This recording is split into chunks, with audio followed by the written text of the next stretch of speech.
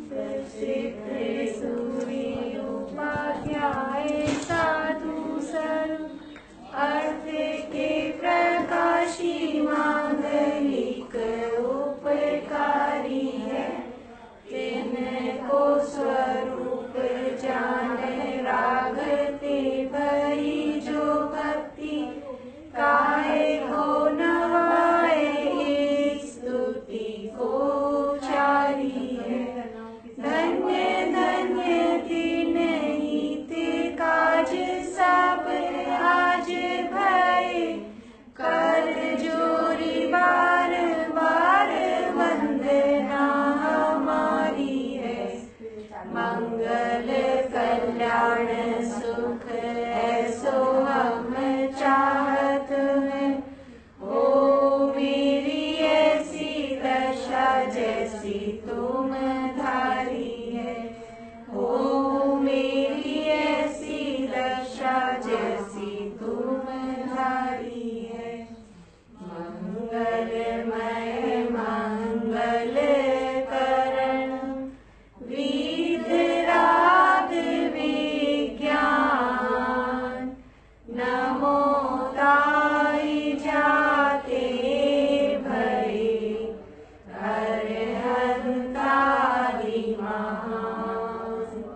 करी मंगल करी हो मान ग्रंथ करन को काज जाते मिले समाज सब पावे निज पद राज। पावे निज पद राज। मोक्षा प्रकाशन ग्रंथ में पहला अधिकार अपना पूरा हो गया है।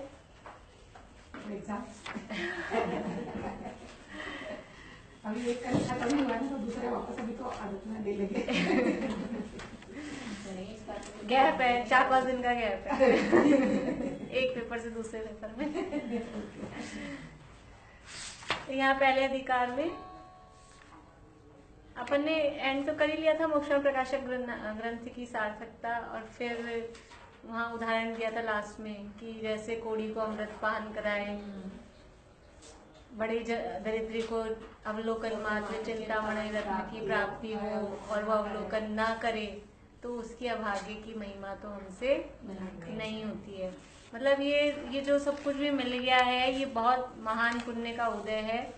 और फिर भी ये अगर ऐसा नहीं, हम इसको नहीं समझ पा रहे हैं, नहीं ग्रहण कर पा रहे हैं और समझ लो कि संसार के दुख से नहीं डर रहे हैं, तो हमसे बड़ा कोई क्या बोलेंगे 30 मार का कोई नहीं है ऐसा। तो ये अपना एक बार पूरा हो गया था, लेकिन मुझे ये लेना है यहाँ से रत्नगण शावकाचार में से श्रोता का स्वरूप मुख्य रूप से लेना है। वक्ता का भी इसमें दिया है, वक्ता के तो करीब वही पॉइंट्स है, केवल मैं हेडिंग पढ़ देती हूँ वक्ता के स्वरूप की। बाकी श्रोता का जो यहाँ बताया है वो ये इसमें भी मिलता है, रत्नगण शावकाचार में भी है और आत्मानुशासन में भी ये अलग से मिलता है और कुछ ग्रंथों में और मिलते हैं, सूर्यश्री तरंगिणी वगैरह में भी। तो ये कुछ थोड़ा अलग टाइप के हैं वक्ता और श्रोताओं के स्वरूप, तो वो पढ़ लेते हैं अपन। ये रत्नगण शावकाचार में भावना अधिकार है, इसमें अपनी 16 कांड भावनाएं पूरी हो जाती है ना, 10 धर्म भी पूरे हो जाते हैं। उसके बाद में है पेज नंबर 339 से, आप लोग कभी देखना चाहें 339 मतलब स्वाध्याय तक का स्वरूप है। तो स्वाध्याय के स्वरूप में स्वाध्याय के 5 वेद बताने के बाद में फिर वक्ता और श्रोता का स्वरूप भी बता रहे हैं, क्योंकि स्वाध्याय के साथ ही जुड़ा हुआ है कि स्वाध्याय करने वाला कैसा होना चाहिए, स्वाध्याय कराने वाला कैसा होना चाहिए। वक्ता और श्रोता का स्वरूप, श्रोता तो कम से कम हम हैं ही, और फिर कैसे वक्ता, क्योंकि यहाँ पीछे एक लाइन आई थी, ऐसे शास्त्र को ऐसे वक्ता और ऐसे उचित शास्त्र को उचित वक्ता और उचित श्रोता से सुनना चाहिए और पढ़ना चाहिए। तो शास्त्र का स्वरूप पहले बताया था, शास्त्र कैसे होने चाहिए, वांचने सुनने योग्य शास्त्र, ये हेडिंग दिया था ना। तो कैसे शास्त्र होना चाहिए, फिर दोबारा बाद में बताया वक्ता का स्वरूप, किससे शास्त्र सुनना चाहिए, और फिर बताया कि शास्त्र सुनने वाला खुद कैसा होना चाहिए। तो ये स्वरूप भी हमें पता होना चाहिए वास्तव में। जैसे कि विद्यार्थी के लक्षण कहे जाते हैं ना, विद्यार्थी कैसे होने चाहिए, वो तो सब क्या किताबी बातें रह गई आजकल। विद्यार्थी के लक्षण कहते हैं काक चेष्टा बको ध्यानम श्वान निद्रा तथैव च अल्पाहारी ग्रह त्यागी विद्यार्थी पंच लक्षणम। पुराने जमाने का श्लोक है। हाँ, अब ना तो काक चेष्टा का मतलब है जैसे कौवे की पुतली एक होती है, दोनों तरफ वो फिरती है फटाफट, तो इतनी फास्ट मतलब वो होना चाहिए। हाँ, ऐसा पिकअप होना चाहिए। ऐसा कहाँ है किसी का, क्या बोला 10 बार बताओ भूल जाते हैं। आप लोगों की नहीं, कॉमन बच्चे स्टूडेंट्स की भी ऐसी स्थिति है। और बको ध्यानम बगले जैसा ध्यान कि बैठा होता है ध्यान लगा के, लेकिन एक मछली निकल कैसे जाए, तो कि एक चीज क्लास में से मिस कैसे हो जाए, तो बच्चों को पता ही नहीं है क्या पढ़ाया, कब पढ़ाया, क्या कहा, होश ही नहीं है। कोई एक आध दो होते हैं, मतलब स्कूलों में भी बता रही हूँ मैं, वरना पता ही नहीं चलता है क्लास में क्या हो रहा है क्या नहीं हो रहा है। फिर श्वान निद्रा, अब तो कैसी निद्रा, कुंभकर्ण निद्रा ऐसे सोते हैं सब घोड़े बेच के, उठाए से उठते नहीं है। और श्वान निद्रा कही गई है विद्यार्थी, कुछ पता नहीं है। फिर अल्पाहारी ठूस के खाते हैं। और गृह त्यागी, पहले वो होता था ना कि मतलब आश्रम में ही पढ़ने जाते थे, गुरुकुलों में पढ़ने जाते थे, घर में रहते नहीं थे, तो ये सारी चीजें वो उससे आता है। वो कंसंट्रेशन भी, घर में रहते हैं तो सुख सुविधाएं रहती है, इसलिए मतलब हॉस्टल्स की अपनी वैल्यू है। घर में क्योंकि वो सारी ऐसी सुख सुविधाएं रहती है, तो वो उसी टाइप से आराम पसंद हो जाते हैं। और वहां तो भले ही आप राजा के भी बेटे हो और चाहे गरीब आदमी के बेटे हो, वो एक सी उस हिसाब से रखा जाएगा, तो सब चीजें आ जाती है, सबका अलग अलग है। तो ऐसे ही अब ये वक्ता और श्रोता का स्वरूप, मतलब वो तो विद्यार्थी के लक्षण बताए थे, अभी यहाँ वक्ता और श्रोता के भी स्वरूप है, लेकिन यहाँ ऐसा नहीं है अपने को, तो क्योंकि ये मोक्ष मार्ग का प्रकरण है। वहां तो चलो एक लौकिक जीवन की बात थी, तो बदल गए हैं सारे मायने, लेकिन ये मोक्ष मार्ग का प्रकरण है, इसलिए यहाँ जो स्वरूप बताया गया है वास्तव में अगर वही स्वरूप होगा तब तो वो मोक्ष मार्ग में आगे बढ़ पाएगा, वरना मोक्ष मार्ग में आगे नहीं बढ़ पाएगा। वक्ता का स्वरूप, मैं केवल हेडिंग पढ़ रही हूँ, ज्यादा डिटेल नहीं पढ़ रही, वरना फिर अपना एक ये ही हो जाएगा। कुछ जिसमें कोई अलग बात होगी तो अपन उसकी चर्चा कर लेंगे। जिसकी बुद्धि त्रिकाल विषयी हो, त्रिकाल विषयी मतलब आगे पीछे की सब जानता हो। वक्ता मतलब ऐसे नहीं बस अभी जो लिखा है, त्रिकाल विषयी मतलब बातें, वातावरण नहीं, वातावरण भी कि पहले मान लो अभी जो प्रकरण चल रहा है, इस अभी कोई गाथा खोल ली, समय सार में अगर आगे पीछे की गाथाओं का पता नहीं हो, खाली आप एक गाथा पढ़ो, तो हो सकता है वो एक गाथा तो सामने वाले पक्ष की गाथा हो, पूर्व पक्ष हो कि सांख्यमति ऐसा कह रहा, वो उसी को सिद्ध कर दे। तो आगे पीछे का ज्ञान शास्त्र में भी त्रिकाल विषयी होना चाहिए, और वैसे भी कि अभी कौन सा माहौल चल रहा है, पहले क्या माहौल था, भविष्य में क्या रहेगा, या कोई बात कहने से पहले उसका आगे पीछे का सोच ले कि हम ये जो बात कह रहे हैं इसका क्या प्रभाव पड़ेगा, भविष्य में क्या प्रभाव पड़ेगा, पहले भूतकाल में इसका क्या था। तो जिसकी बुद्धि त्रिकाल विषयी हो वो वक्ता होना चाहिए, ऐसा वक्ता होना चाहिए कि उसको आगे पीछे का सब ज्ञान हो। फिर है चारों अनुयोगों के समस्त शास्त्रों के रहस्य का जानने वाला होना चाहिए। ये तो समस्त शास्त्रों के रहस्य का जानने वाला होना चाहिए, क्योंकि चारों अनुयोगों का ज्ञान नहीं होगा, के लिए एक ही अनुयोग का ज्ञान हो। चारों अनुयोगों का ज्ञान होता है तो एक तो कंसेप्ट क्लियर होता है, तो बुद्धि निर्मल होती है। बुद्धि निर्मल होती है तो वो अपने प्रतिपादन में दृढ़ता आती है, और अपेक्षाओं का ज्ञान पता लगता है कि ये अपन खाली अध्यात्म पढ़े, अब कर्णानुयोग का पता ही नहीं है, कर्णानुयोग में क्या कहा गया, तो वो कर्णानुयोग का ज्ञान से उस अध्यात्म में बल मिलता है। और अकेले कर्णानुयोग का ही ज्ञान है, अध्यात्म का पता ही नहीं है, तो वो कर्णानुयोग का ज्ञान रूखा रूखा ज्ञान है, उसमें जो रस आता है वो अध्यात्म से आता है, वरना कर्णानुयोग अपने आप में तो रूखा विषय हो जाएगा। तो वो चारों नियोगों का ज्ञान होगा तो वो बराबर सही, हाँ, बैलेंस में रहेगा। वक्ता श्रोताओं को भी उसमें रस रहेगा, और जो प्रयोजन है अपने वक्तापने का, जो प्रयोजन है वो भी तब सिद्ध हो पाएगा उससे। लोक रीति का ज्ञाता होना चाहिए, लोक व्यवहार का ज्ञाता, इसमें भी था ना अपने भी, लोक व्यवहार का भी ज्ञाता होना चाहिए। नहीं तो खाली किताबी कीड़ा हो, शास्त्र का ज्ञान हो, लेकिन लोक व्यवहार का ज्ञान नहीं हो, तो भी वो प्रतिपादन सही नहीं हो सकता। लोक व्यवहार का भी ज्ञाता होना चाहिए। और यही भोजन, वस्त्र, स्थान, यश, धन, इनकी मतलब लालसा नहीं होना चाहिए, आजीविका का प्रयोजन जिससे नहीं होना चाहिए। फिर है वक्ता की बुद्धि तत्काल उत्तर देने वाली होनी चाहिए। वो प्रश्न वाला जो अपना पॉइंट था कि प्रश्नों के उत्तर, ऐसा नहीं मतलब जब कोई प्रश्न पूछे तभी सोचने लग जाए, अरे ये तो मैंने सोचा ही नहीं, इसका क्या उत्तर होगा। मतलब जैसे होता है ना, इतना पन तैयार करके आए, इसके आगे पन्ने सोचा ही नहीं, ऐसा नहीं। कोई कुछ भी प्रश्न करे तो तत्काल उत्तर देने वाला, इतना मतलब उसको कॉन्फिडेंट और इतना विषय का हाँ जानकार ऐसा होना चाहिए। वक्ता को मंद कषाई होना चाहिए, वही तीव्र क्रोध, मान, माया, लोभ आदि नहीं हो। वक्ता ऐसा होना चाहिए जो श्रोताओं के प्रश्न करने से पहले ही उत्तर जानता हो। ये सेम पॉइंट है। वक्ता को सहनशील होना चाहिए, ये भी वही पॉइंट हो गया कि बहुत सारे प्रश्न एक साथ, हाँ, मिश्र वचन, और एक साथ ये भी प्रश्न वो भी प्रश्न सब कर रहे हैं, तो उसको ऐसा नहीं रोने लग जाए कि कहाँ से आ गए प्रश्न। सहनशील होना चाहिए, उत्तर आता हो तो उत्तर दे, नहीं आता हो तो नहीं आता, उस हिसाब से जवाब दे। वक्ता में प्रभुत्व गुण होना चाहिए, सब पे कमांड कर सके, ऐसा प्रभुत्व गुण होना चाहिए।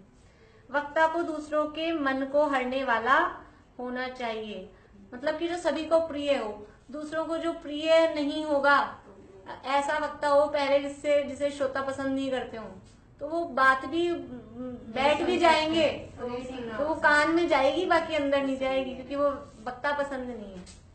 इसलिए फिर वक्ता ने जिस विषय को स्वयं अच्छी तरह से समझ लिया हो, जो भी विषय है उसको स्वयं समझा हो, तभी वक्तापना है।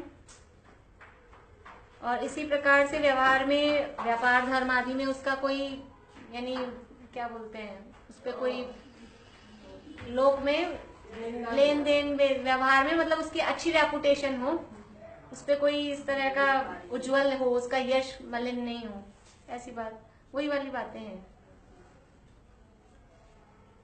अन्य लोगों को ज्ञान उत्पन्न कराने की भावना हो, रत्नत्रय के मार्ग में लगाने की भावना हो, उद्धतता से रहित होना चाहिए वक्ता। मतलब उद्धतता मतलब वही ऐसे लैंग्वेज सही होना चाहिए, क्रोधी नहीं होना चाहिए, कोमलता का गुण होना चाहिए, और मुख से अक्षरों का स्पष्ट उच्चारण होना चाहिए। वही है ना कि स्वर भंग ना हो, अंगहीन ना हो, मीठे वचन हो, वही वाली सारी बातें हैं। अब अपन देखते हैं श्रोता का स्वरूप। यह है पेज नंबर 341 पे।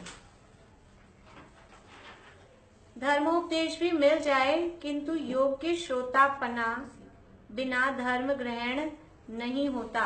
वक्ता बहुत अच्छा है, लेकिन हम जो सुन रहे हैं, क्योंकि हमारा मुख्य प्रयोजन सम्यक दर्शन का जो प्रयोजन है उसमें देशनालब्धि चाहिए, तो देशनालब्धि के लिए हम श्रोता, हाँ, 2 जन चाहिए, और हम तो श्रोता की, हमको अगर सम्यक दर्शन प्राप्त करना है तो हम किस कैटेगरी में होंगे? हम श्रोता की कैटेगरी में ही होंगे ना, हमें कोई दूसरा उपदेश देगा। तो वास्तव में योग्य श्रोतापना के बिना वो धर्म ठहरेगा कैसे? धर्म आएगा किसमें? तो जैसे योग्य पात्र बिना वस्तु ठहरती नहीं है, अयोग्य पात्र में रखने से पात्र तथा वस्तु दोनों का नाश हो जाता है।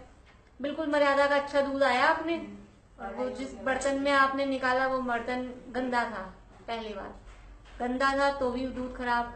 वो बर्तन उस दूध से, उसमें पहले वो वाला दूध था जो बिना मर्यादा का था, तो अभी साफ था, लेकिन अभी बस थोड़ा सा वो डाल दिया था, फिर निकाल दिया, तो क्या मंजा हुआ था, लेकिन अनछाने पानी का था, समझ लो।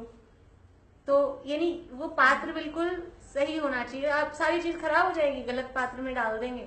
जैसे ऐसे होता है ना, कोई चीज को पीतल के बर्तन रख दो, सारे बिगड़ जाएगी। अभी अपन ने कुछ लिया, यहाँ जमीन पे गिर गई, अब क्या हुआ? अच्छी से अच्छी शुद्ध हो आपके 8 पैरे घी की, अब गिर गई जमीन पे तो बेकार हो गई ना। तो वो योग्य उसके लिए पात्र भी चाहिए। अयोग्य पात्र में रखने से पात्र तथा वस्तु दोनों का नाश हो जाता है। जैसे कि शेरनी का दूध और अयोग्य पात्र में डाल दिया तो वो पात्र भी जाएगा और वस्तु भी जाएगी। उसी प्रकार योग्य श्रोतापन बिना भी धर्म का उपदेश ठहरता नहीं है, कि वो आपकी बात भी बेकार हो जाएगी, सामने वाले अगर श्रोता योग्य नहीं है, और किसको आप उपदेश दे रहे हो, कभी कभी जो उसका पात्र नहीं है उसको वो उपदेश दे दे तो वो उल्टा मतलब गलत रिएक्ट करता है वो व्यक्ति। इसलिए वो कौन सा उपदेश किसको देना, उससे चलते किसी को भी उपदेश देने लग जाए, अपन को लगता है थोड़ा ज्यादा उसमें आ जाए ना, कोई गलत काम कर रहा हो उसी को सिखाने लग जाए। हर किसी को सिखाने का नहीं है, क्योंकि पहले उसकी योग्यता पात्र भी देखना पड़ेगी, नहीं तो वो उल्टा अपने को जवाब देगा और रास्ते चलते तर्क वितर्क करना ये योग्य नहीं। देखिए पहला लक्षण, प्रथम तो भव्य हो, जो अपने था ना शब्द भली होनहार है, भली होनहार है मतलब भव्य है। तो पहला लक्षण क्या है, भव्य हो। जो उपदेश देने पर भी सम्यक श्रद्धान आदि गुण ग्रहण करने योग्य नहीं हो उसे उपदेश देना व्यर्थ है। कि जो भव्यता ही जिसमें नहीं है, कि जिसकी होनहारी भी पकी नहीं है, उसको उपदेश देना वो व्यर्थ है। इसके लिए आगे चल के किसी और प्रकरण में थोड़ा जी साहब ने उदाहरण दिया है कि जैसे नदी में कोई व्यक्ति डूब गया, अब नदी में डूब गया और बहुत तेज प्रवाह आ रहा है, नदी का पानी का फ्लो बहुत तेज है, अब वो कितना अच्छे हाथ पांव मारे, तब काम नहीं करते हाथ पांव। जब फ्लो तेज है ना, वो तो वहां दूसरा कर्म के उदय के संबंध में दिया है वहां, लेकिन अपन इसको यहाँ कि जब वो फ्लो इतना तेज है तो आप हाथ पांव मारोगे, आपके काम नहीं करेंगे। लेकिन जब फ्लो कम है, पानी का बहाव धीमा है, फिर आप हाथ पांव मारो तो वो काम देता है, फिर वो आप पार उतर सकते हो, पार निकल सकते हो। तो ऐसे ही कि मतलब जो श्रोता आके बैठा वो पात्र ही नहीं है, ममता भी, तो वो योग्य हो, जिसमें ऐसी लग रही होगी कषाय मंदिर, इसके भी होनहार पक गई है, इसका कर्म के उदय मंद है, शयोपशम है और कर्म के उदय के प्रवाह मतलब मंद है, तो वो असर करता है। देखो घर में भी अपन किसी को कोई सलाह कोई उपदेश देते हैं ना, वो कब काम करता है, अभी सामने वाले की कषाय बहुत तीव्र है और आप अच्छा उपदेश भी दोगे, वो उल्टा भड़केगा, उल्टा मतलब आपकी एक एक बात, और ऐसे देखा जाए तो बहुत अच्छी है, लेकिन आपकी वो एक एक अच्छी बात भी उस पर उल्टा असर करती है। जैसे आप बता रहे थे ना कि वो जैसे वो उसमें दिखाया OMG मूवी में, तो मान लो कोई उसका गलत, जिनके कर्म के उदय अभी तीव्र हैं, तो वो अच्छी बात को भी गलत अर्थ में ले लेंगे। तो पहले उसको भव्य यानी भी उसकी होनहार सही होनी चाहिए, तब वो उपदेश ग्रहण करने के योग्य होगा। कर्म के उदय मंद हो अंदर से, तो उसकी बुद्धि सही होती है। जैसे नरकों में अवधि ज्ञान खोटा ही चलता है, अवधि ज्ञान तो है, कितना ही अच्छा समझाओ, उसका अवधि ज्ञान उल्टे में ही लगेगा, कभी किसी को अच्छा विचार नहीं आएगा वहां पे। ऐसे सोचते नरकों की चर्चा होती है, कोई ऐसा नहीं सोच सकता कि अपन सब बैठ जाए शांति से कुछ खेल ले, गेम खेल ले वहां बुद्धि उल्टी ही चलती है, कुछ भी कर लो वहां बुद्धि उल्टी ही चलती है। तो ऐसे ही जिनकी अभी मतलब होनहार भली नहीं हो, तो उनको अच्छे विचार आएंगे ही नहीं, उनको ये सब सुनने समझने का विचार आएगा ही नहीं। तो पहला कहा कि प्रथम तो भव्य हो, जिसकी होनहार अभी भली हो। फिर वही बात बताइए, मेरा कल्याण क्या है, मेरा हित क्या है, ऐसा जिसको विचार आता हो। जैसे अपने उसमें है ना हाँ वो 5 बातें, वही कौन सी है 5 बातें, कौन सुना रहे हैं, बोले आयशा। मैं कौन हूँ, मेरा क्या स्वरूप है, मेरे भाव का ये चरित्र कैसे बन रहा है, ये जो मेरे भाव हो रहे हैं, इन भावों का, और मैं दुखी हूँ तो दुखी होने का उपाय, ऐसा ये विचार जिसको आ रहा है उस वो भव्य है, उसकी होनहार भली है। अभी हमको ये विचार आता है कि नहीं आता है, पहले ये देख लेना है अपने। अगर ये विचार नहीं आ रहा है तो अभी किधर है अपन, तब होनहार भली है कि हमको ये विचार आता हो। क्योंकि जिसे अपने हित की चाह नहीं है वह बिना प्रयोजन धर्म कथा क्यों सुनेगा। इसको बीमारी ही नहीं लग रही, क्यों जाएगा डॉक्टर के, तो कहते चलो डॉक्टर के, कोरोना वायरस फैल रहा है, चलो डॉक्टर की। मेरे को थोड़ी ना हुआ है जो मैं जाऊँ। तो जिसको किसी को कहो कि आ जाओ सुखी होने का उपाय बता रहे हूँ, तो तुम दुखी हो तुम सुनो, हम तो सुखी हैं, हम क्या जरूरत है सुखी होने का उपाय। जो ये मानने को ही तैयार नहीं है कि हम दुखी हैं, तो इसलिए पहले जिसको ये विचार आता हो वो धर्म की बात सुनने के लिए वो श्रोता बनेगा, वो सुनने का पात्र है। फिर है दुख से अत्यंत भयभीत हो, संसार के दुखों से, 4 गतियों के दुखों से जिसको डर लगा हो कि ऐसी ऐसी गतियों में हम भटक के आए हैं और फिर से ऐसा नहीं जाना पड़े। फिर है सुख का इच्छुक हो, जिसको सुख की इच्छा हो, जिसे धर्म कथा श्रवण करने की इच्छा हो। क्योंकि जिसको श्रवण करने की इच्छा नहीं है तो श्रवण कर भी, देखो 5 अंग स्वाध्याय के, या वो श्रोता के लक्षणों में भी कह सकते हैं उसको, और स्वाध्याय के दूसरी टाइप से 5 अंग आते हैं। एक तो वाचना प्रचना तो अपन ने पढ़े ही है, एक श्रवण जो दूसरे, फिर ग्रहण, फिर धारण, फिर निर्धारण और परिणमन। पहले भी शायद आप लोगों ने उस समय लिखे होंगे, उस समय जब स्वाध्याय का अपन ने पढ़ा था। श्रवण, ग्रहण, धारण, निर्धारण और परिणमन। तो जिसको सुनने की इच्छा नहीं है, इच्छा नहीं होने पर जबरदस्ती अगर बिठा दिया तो वो कान में आवाज तो जा रही है, तो समझ लो श्रवण कहने के लिए श्रवण हो रहा है, नहीं तो कभी कभी तो कान के भी बंद कर ले, ऐसी स्थिति होगी अंदर घुस, कान में भी नहीं जाने दे। पर मान लो श्रवण हो भी गया तो ग्रहण नहीं करेगा। तो श्रवण हो, श्रवण के बाद अंदर ग्रहण हो, और ग्रहण करने के बाद उसका धारण, धारणा में जाए, क्योंकि धारणा में जाएगा तभी फिर वो निर्धारण करेगा। निर्णय कब करेगा? क्योंकि सुना, फिर सुन के अंदर ग्रहण हुआ, फिर वो याद रहा, धारणा में गया कोई बात, तो धारणा में जाएगी, फिर हम उसको विचार करेंगे। जैसे गाय करती है ना, पहले मुंह में लेगी, फिर अंदर ग्रहण कर लेगी, फिर वो जुगाली करेंगे उसकी, तो वो अंदर कुछ धारणा में गया होगा तो हम जुगाली कर पाएंगे ना, कुछ विचार कर पाएंगे। जुगाली करना, जुगाली करने से दूध बन जाता है, मतलब असली काम गाय का समझ लो, गाय का क्या है फल, मतलब उसका लाभ दूध बनना, वो कैसे बन रहा है? जुगाली करने से। और हमारे को भी क्या है? जुगाली करनी है, जुगाली करने से ही काम चलता है। जुगाली का मतलब है वो अंदर वापस जो सुना, हाँ, तो ये मतलब वो धारणा में लेकर और फिर उसको रिकॉल करें बार बार में। अपन मोबाइल में फोटो खींच लेते हैं, ये रिकॉर्डिंग कर ली, इस रिकॉर्डिंग का फायदा कब है? फिर उसको सुनेंगे। फोटो खींच लेते हैं, फिर क्या करते हैं? फिर देखते हैं बार बार में, तभी तो मजा है नहीं। फोटो खींच खींच के भरतोली मोबाइल में, देखी कभी नहीं, फिर क्या मतलब है उसका? तो ऐसे ही हमने श्रवण किया, ग्रहण किया, अब उसको धारणा में लेके फिर उसका निर्धारण, निर्धारण मतलब निर्णय, निर्धारण करें, और फिर निर्णय करने के बाद क्या होगा? परिणमन, कि जो निर्णय किया उस रूप परिणमन करें। देखो कोई लड़का लड़की देखते हैं तब भी यही काम होते हैं।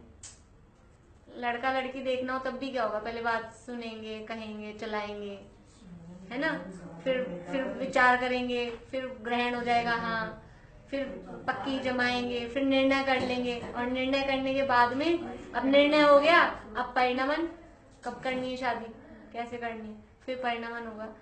ऐसे ही यहाँ पर ये जो श्रवण करने का इच्छुक है, श्रोता का लक्षण है कि वो अंदर की इच्छा से, क्योंकि अंदर से उसको इच्छा होगी सुनने की, तभी वो ग्रहण, परिणमन, धारण, निर्धारण और परिणमन, तब ये सारे काम हो पाएंगे। और अगर शुरू में इच्छा नहीं है तो वो आगे के काम वहीं पे रास्ता बंद हो जाएगा।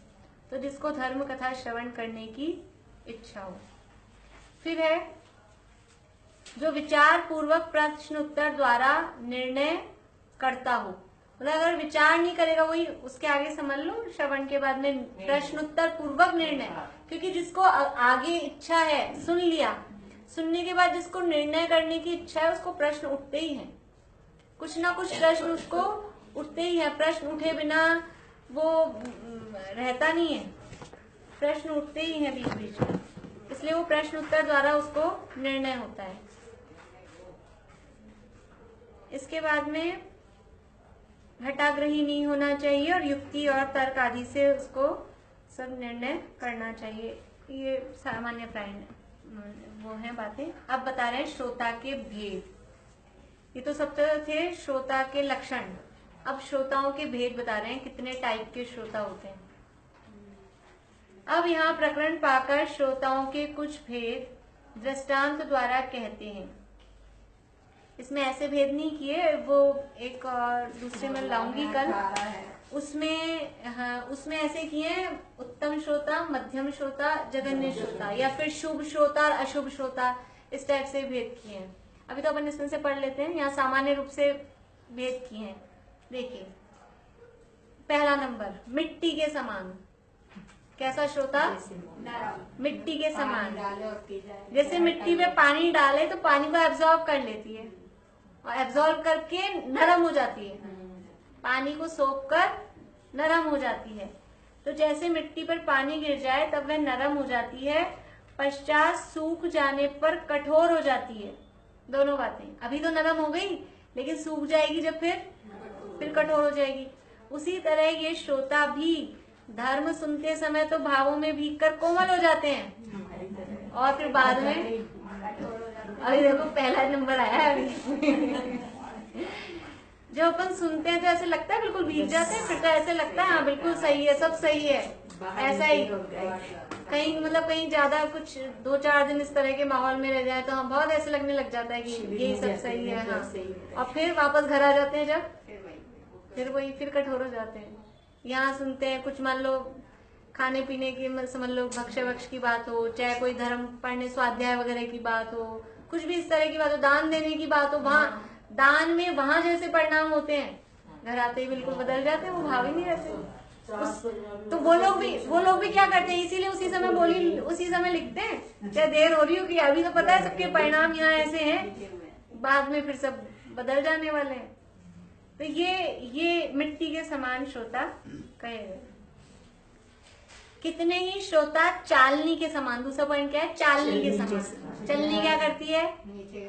चलनी अच्छी चीज तो नीचे गिरा देती है और ऊपर क्या बचता है? मोटा मोटा कचरा। मतलब जैसे चाय को समझ लो आप, चाय छानी, चालनी से चाय छानी तो ऊपर क्या रह गया? पत्ती, कचरा, जो डस्टबिन में डालने की चीज है वो ऊपर रही है। वो श्रोता किसको ग्रहण कर रहे हैं? जो ऊपर कचरा बच गया, चलनी है ना, तो अच्छी चीज को तो नीचे निकाल दी और वो ऊपर बचा ली खाली। तो कुछ श्रोता चालनी के समान होते हैं जो केवल छिलका ही ग्रहण करते हैं। उसी प्रकार ये भी धर्म कथा में सार गुण को तो छोड़ देते हैं और अवगुण को ग्रहण कर लेते हैं। कुछ लोग ऐसे होते हैं कि कहीं आए, शिविर में आए या यहाँ आए मान लो, तो जो अच्छी बात कही पूरे प्रवचन में वो तो ग्रहण नहीं करेंगे।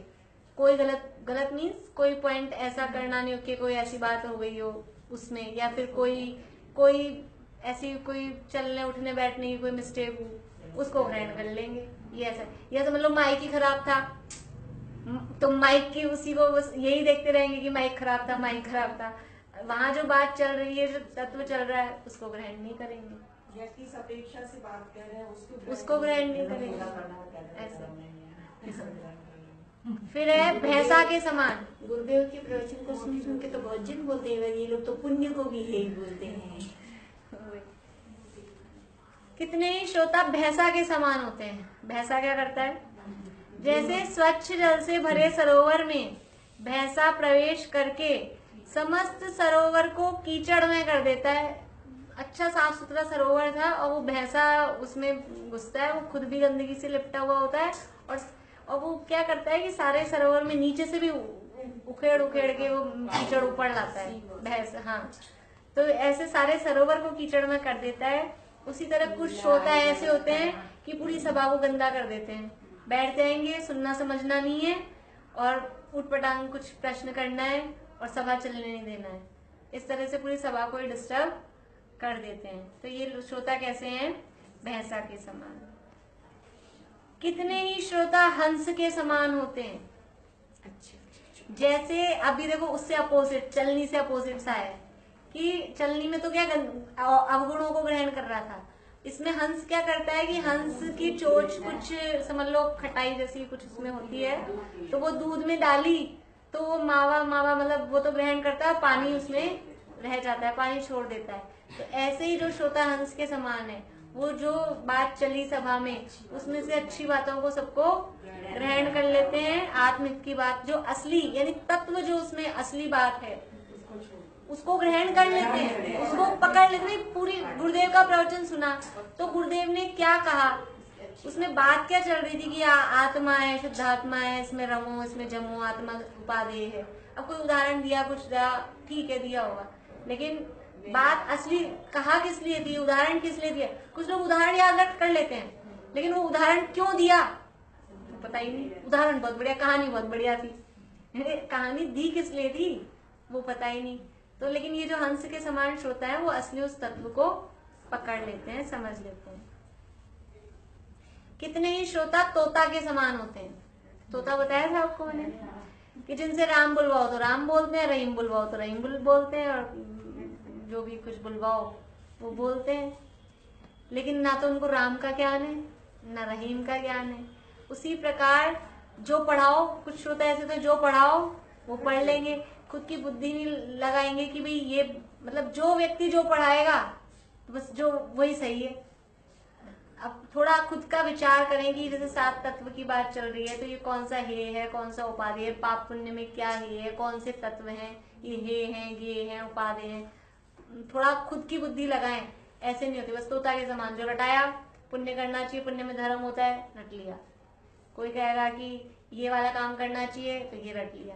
तो ऐसे ये तोता के समान श्रोता होते हैं, विचार रहित होते हुए अपना स्वरूप और पर के स्वरूप के ज्ञान से रहित रहते हैं। अब है बिल्ली के समान। बिल्ली क्या करती है कि बिल्ली हाँ पकड़ तो होती है, लेकिन जैसे उसका ध्यान हमेशा अपने शिकार की तरफ होता है। बिल्ली का ध्यान अपने शिकार की तरफ होता है। ऐसे ही कुछ श्रोता ऐसे होते हैं, सभा में बैठते हैं लेकिन उनका ध्यान ऐसे होता है कि कहाँ गलत बोल रहे हैं, बस ये पकड़ना है, वो शिकार करना है क्योंकि उनको। तो ऐसे कुछ श्रोता बिल्ली की तरह होते हैं। कुछ श्रोता बगुले के समान, जो कितने उदाहरण आ गए, भैंसा, हंस, तोता, बिल्ली, बगुला, 5 तो जानवर ही आ गए हैं। जैसे बगुला शिकार पकड़ने के लिए ध्यानी बना बैठा रहता है, अंदर में वास्तव में ध्यान नहीं कर रहा, बस केवल दिखाने के लिए। ऐसे कुछ श्रोता बस दिखा, अंदर तो विषय कषाय हैं पूरे, और बाहर से दिखाने के लिए कि हाँ हम आते हैं, हम सुनते हैं, बहुत बढ़िया, इस तरह से। तो ये बगुला के समान समझ लो मायाचारी टाइप के श्रोता होते हैं। कितने ही श्रोता डांस मच्छर के समान होते हैं, जैसे वो मच्छर काटता रहता है ना बीच बीच में, ऐसे कुछ श्रोता वो बीच बीच में वक्ता को कुछ ना कुछ छोड़ेंगे। ये अपने तो आप लोगों को ये मजा नहीं दिखेगा और जगह जो होती है ना जैसे लोकल सभाएं होती है, जैसे मैंने बताया अपने यहाँ तो क्या है ये थोड़ा फर्क पड़ता है, बड़ा हॉल है, बड़ा स्टेज है, उसका फर्क पड़ता है। जो ऐसे छोटी जगहों पे जो चलती ना सभाएं, वहाँ बहुत ऐसे मिलेंगे आपको देखने भी लेते हैं। हाँ हमारे बड़े मंदिर में बहुत चलते थे ऐसे, अच्छा, बहुत बीच बीच में बोलते थे, कोई कुछ। और सब तरह के भी लोग आते, मतलब ऐसे होता है ना कि सब तरह के भी लोग आते हैं। यहाँ तो एक ही इंटरेस्ट, यहाँ तो अपने सब तरह के नहीं आते। वहाँ तो जैसे सामान्य मंदिरों में जो चलती है तो वही बैठना है स्वाध्याय में, तो सब तरह के लोग आते हैं, बैठ जाते हैं, तो कुछ ना कुछ छोड़ते हैं। पंडित भी समझने से ही होते हैं ना, तो उनके पूछ के उनका यहाँ के तो पता है कि विद्वान है सारे नहीं पंडित जैसे वहाँ बड़े मंदिर में थे ना, वो कर्णानियोग के बहुत विद्वान थे, संतोष जी झांझरी कर्णानियोग को बहुत अच्छी मतलब धवला वगैरह सब पढ़े हुए थे उनके। लेकिन फिर भी कुछ लोग जैसे होता है ना, किसी को निमित्त का वो है बल, किसी को पुरुषार्थ का क्रमबद्ध पर ऐसे वो है, तो जहाँ मौका मिलेगा फिर चालू हो जाएंगे, छेड़ देंगे कुछ ना कुछ प्रश्न। ऐसे होते हैं कुछ लोग। वो जो पूछने वाले हैं वो भी बिल्कुल अनपढ़ नहीं होते, पढ़े लिखे सुने हुए ही होते हैं, लेकिन उनको किसी चीज का आग्रह होता है। और वो ऐसे प्रश्न होते हैं जैसे अपने भी चल जाते हैं ना कुछ प्रश्न ऐसे, जिनका डिस्कस करते रहो उनका एंड नहीं होता। मान लो क्रियाओं की कोई बातें हैं या कुछ समझ लो क्रमबद्ध पर्याय जैसी चर्चा है, एंडलेस है ये। जितनी बातें करते रहो, सामने वाला बोलता रहेगा, आप समझाते रहो, वो बोलता रहेगा, वो मानने को तैयार नहीं है, उठान के बैठा है मैं समझूंगा ही नहीं, तो क्या करो। तो इसलिए वो कुछ क्या है बीच बीच में छेड़ देते हैं चालू, तो वो वक्ता को। इस तरह के होते हैं मच्छर के समान। फिर है बकरा के समान। बकरा के समान कि बकरे को कितना ही इत्र फुलेल सेंट लगाओ और कितना ही सुगंधित पानी पिलाओ तो भी क्या करेगा, वो दुर्गंध ही प्रकट करेगा। ऐसे ही कुछ श्रोता ऐसे होते हैं, उनको कितना ही अच्छे से अच्छा धर्म सुनाओ लेकिन वो मतलब वो पाप मार्ग में ही लगे रहेंगे, वो धर्म को ग्रहण नहीं करेंगे, वो बदबू ही जैसे वो है ना वो ही करें, दुर्गंध ही देंगे। ऐसे ही वो कितना ही अच्छे बात बताओ वो सुधरते ही नहीं है। ऐसा ये समझ लो, ये सब अशुभ श्रोताओं की बात चल रही है। एक हंस वाला शुभ आ गया था इसमें, इन्हीं में से उसके डिवीजन है, कौन से अशुभ है कौन से शुभ है, उत्तम मध्यम जगन में ऐसे करके इन्हीं में से है। इसके बाद में है कितने ही जोंक के समान। अब जोंक क्या करती है, चिपक जाती है, फिर कौन सा खून पीती है, गंदा ही खून पीती है। खून दोनों है, शरीर में अच्छा भी है गंदा भी है, लेकिन वो कौन सी वाली नस के चिपकती है, गंदे खून वाली। तो ऐसे ही श्रोता मतलब क्या ग्रहण करता है सभा में बैठ के, वो बुराई ग्रहण करेगा। वो ऐसा मतलब वो गंदगी ग्रहण करती है ना जो, ऐसे ही वो जो श्रोता है वो विषय कषाय का ही ग्रहण, मान लो सभा में बैठ गए, पूरी आत्मा की ये सब बात चल रही है, लेकिन कहीं कोई उदाहरण दे दिया विषय कषाय का तो उस उदाहरण में रम जाएंगे। मान लो प्रथमा योग का पढ़ने बैठे, प्रथमा योग के शास्त्र पढ़ने बैठे तो अब उसमें वर्णन आएगा श्रृंगार वगैरह का भी, तो उसमें रस लिए जा रहे हैं। और जो अच्छी मान लो तत्व की बात आ गई, तत्व उपदेश आ गया, वो पेज पलट दिए और विषय कषाय का ग्रहण करके, और उसमें कि हाँ भोग भूमि का वर्णन चल रहा है, ऐसी भोग भूमि होती है, उसी के ख्यालों में देवगति का वर्णन चल रहा है, तो बस वो विषय भोगों में ही रस कि नंदन वन में मान लो अब वर्णन आएगा तो बताएंगे ही ना, तो वो उसमें उपयोग चला गया। और फिर कोई तत्व की बात बताई कि वहां पे भी उनको सुख नहीं है, वो तो निकल गई क्योंकि वो तो नंदन वन में घूम रहे हैं अभी तक भी, तो विषय कषायों को ही ग्रहण करते हैं। ऐसे ही वो जोंक जैसे गंदे खून को ग्रहण करती है, ऐसे ही ये वीतरागता को ग्रहण नहीं करके विषय कषाय को ही ग्रहण करते हैं। फिर है फूटे घड़े के समान। फूटा घड़ा क्या होता है, कितना ही भरो टिकेगा ही नहीं पानी। ऐसे ही इन श्रोताओं को कितना ही सुनाओ, उनके अंदर जरा सा भी धर्म प्रवेश नहीं करता। फिर है कितने ही श्रोता सर्प के समान। सांप को कितना ही दूध मिश्री गुड़ दूध पीता हुआ भी निर्विष न होता सर्प ज्यों, मैं साल में गाथा में उदाहरण दिया है, क्यों भली भांति शास्त्र पढ़कर भी अभवी प्रकृति न तजे। सांप को कितना ही गुड़ दूध पिलाओ, मीठा फीका दूध भी नहीं, गुड़ वाला मीठा दूध पिलाओ तो भी वो अपना विष नहीं छोड़ता, वो अपनी प्रकृति स्वभाव काटने का वो नहीं छोड़ता। ऐसे ही अभव्य जीव को कितने ही शास्त्र पढ़ाओ, वो अपना स्वभाव नहीं सुधर नहीं सकता। तो ऐसे ही कुछ श्रोता ऐसे होते हैं सर्प के समान कि कितना ही अच्छी से अच्छी बात बताई जाए, लेकिन वो जो उनका नेचर है वो अपने स्वभाव को नहीं छोड़ते, वो अंदर जहर ही जहर बढ़ाते हैं। जैसे दूध पीत कर भी उसका सांप का क्या बढ़ता है, जहर ही उगलता है ना, जहर ही बढ़ता है। ऐसी अच्छी से अच्छी तत्व की बात बताने पर भी वही बात समझ लेना कि उसके अभी कर्म का प्रवाह इतना तेज है कि उसको कितनी अच्छी से अच्छी बात बताओ, वो अच्छी बात भी उसको जहर बनाने में काम निमित्त बन रही है, उसकी सहायता कर रही है। वो दूध भी उसको जहर बनाने में सहायता कर रहा है ना। ऐसे तत्व की अच्छी से अच्छी बात भी ऐसे जीवों को वो उल्टी लगती है और उल्टा उनका समझ लो कषायों का पोषण करने में ही निमित्त बनती है। अब है गाय के समान। अभी अच्छे में आ गए। गाय जैसे सूखी घास खा के भी देती क्या है, अच्छा मीठा दूध देती है। ऐसे ही कुछ श्रोता हैं कि जो थोड़ा भी उपदेश सुन के और उसको ग्रहण करके मतलब अच्छा परिणमन कर जाते हैं। कितने ही श्रोता पाषाण की शिला के समान होते हैं। पत्थर की शिला पे क्या होता है, कितना ही पानी डालो अंतर तो जाएगा नहीं। ऐसे ही कितना ही उपदेश दो, वो उन श्रोताओं के अंदर वो प्रवेश नहीं, कितनी ही बार धर्मोपदेश दो लेकिन वो उनके अंदर प्रवेश नहीं करता। कुछ श्रोता होते हैं वो कसौटी के समान। कसौटी कैसे होती है, परीक्षा प्रधानी, निर्णय करती ना सोना सही है कि गलत। ऐसे ही कुछ श्रोता होते हैं वो परीक्षा प्रधानी होते हैं, वो निर्णय करके ही डिसीजन मतलब परीक्षा करके ही निर्णय लेते हैं। कुछ श्रोता तराजू की डंडी के समान होते हैं। तराजू की डंडी कैसी होती है? जो बराबर करती है, हर चीज को बराबर जानती है। तराजू की डंडी बीच में कब आएगी? कि जब बराबर होगा। ऐसे ही वो हे उपादेय को बराबर जाने, निश्चय व्यवहार को बराबर जाने, चारों अनुयोगों के अभिप्राय को बराबर जाने, ऐसे श्रोता होते हैं तराजू की डंडी के समान, जो बैलेंस में रहे। भाषा में तो अशुभ में आ गया, ये वापस शुभ में। हाँ, ये इसमें तो सब मिक्स दिए हुए ही हैं, इसमें से छाटे हुए नहीं है। वो आत्मानुशासन में और सुदर्शी तरंगिणी में ऐसे अलग करके दिए हैं। कुछ अलग होगा। हर चीज को बैलेंस करके, निश्चय का, व्यवहार का, समझ लो हे उपादेय का, ये बैलेंस करके चले। जैसे किसी को निश्चय का ही पक्ष अधिक हो, जिसको एक पक्ष अधिक होगा उसका तो नीचे गिर जाएगा पलड़ा।